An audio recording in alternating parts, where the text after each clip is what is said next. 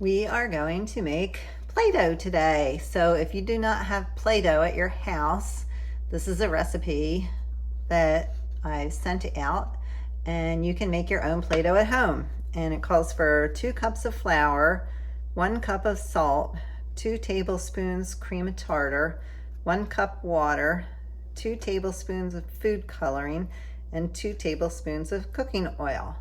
So let's see if we can make this. And I put in 1 cup of flour into my pot. And we're gonna put this in a pot because we have to cook it on the stove. So that's 1 cup because I didn't want you to see my reflection, because the bottom was basically like a mirror and I could look down and see myself in the bottom of the pot. And I didn't like that too much. So 1 cup is in. All right, there's 2 cups of flour. And we also want to put in 1 cup of salt. So I've got a lot of salt here, and I'm just going to fill up my 1 cup all the way up to the top. 1 cup of salt, and I'll put that in. And the next one was 2 tablespoons, and I get my measuring spoons out. 2 tablespoons of cream of tartar, and that's this little stuff. It's white stuff. So let's put about 2 tablespoons. There's about 1, and 1 more. Let's go, come on out. 1, 2. 2 tablespoons of cream of tartar, and 1 cup of water, and 2 tablespoons of cooking oil, and I'm just going to use vegetable oil. So 2 tablespoons, 1 and 2. I bet the cooking oil makes the Play-Doh nice and stretchy. And the last thing is the food coloring. And I'm going to, I think I'm going to use green. I have blue and red and green and yellow. And I'm probably just going to put all of this in because it looks like it's not even quite, maybe just a tablespoon. So let's squirt pretty much all of this green food coloring in here. So we'll make it nice and green. Ooh, that looks pretty cool.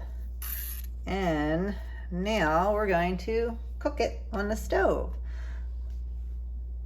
So make sure your adult at home does this part, but you just have to put it on the stove and stir it and cook it until it's all together. And after you cook it, there'll be one more step that I'll show you shortly. So I cooked my Play-Doh for a few minutes, and then it says to just put it out, dump it out, and soak your pot. And it's a little warm, so don't touch it while it's really, really warm. But yes, parts of it are kind of warm, but then you have to knead it. So after you cook it for a little bit, you have to knead it. And once it cools down, boys and girls, you can do that yourself. And you just push it together and mush it and fold it, mush it, fold it, mush it, fold it, fold it, mush it, and there, look at that. It looks just like Play-Doh. So when you're done kneading your Play-Doh, you can use it to make things, such as you roll it out like this. I'm gonna make the letter that we learned this morning at circle time.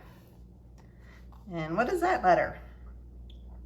If you said T, you were correct. And what's that letter?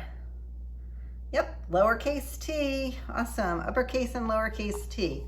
So there's the T. And if I was gonna make it up like this and build it 3D, I could pretend I can actually make a forest, because we're also learning about trees this week.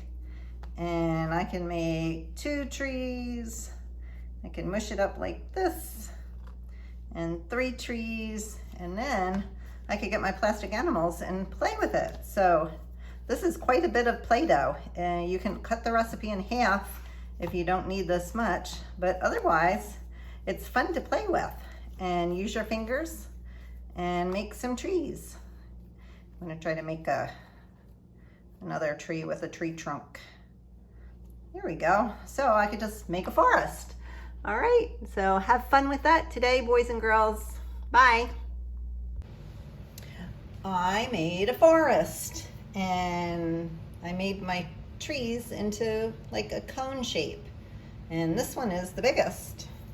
And I found some plastic animals. Although they're desert animals, I'm going to pretend this Roadrunner here is a bird. So I could put my bird up in the tree like that.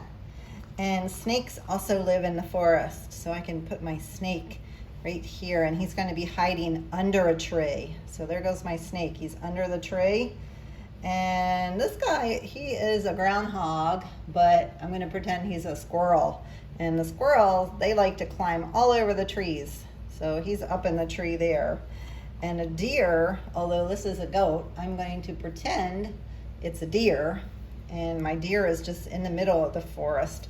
So I can take my animals and dramatize what happens in the forest. Here's a wolf. The wolf says, "Oh." So boys and girls, you can make your Play-Doh and shape the Play-Doh into a lot of trees in the forest. Get some little plastic animals.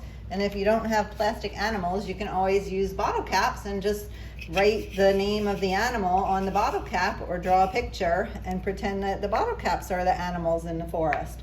So just use your imagination, and when you're all done, this is important. You want to get all your animals out of the forest, and when you're all done with your Play-Doh, you want to make sure that you get a plastic baggie and get all your Play-Doh, smush it back into a ball, and put it in the baggie, and make sure that your baggie is sealed up nice and tight so that the air doesn't get in it, because if the air gets into your Play-Doh, it'll dry out and it won't last as long. So have fun playing with your Play-Doh today. All right, bye.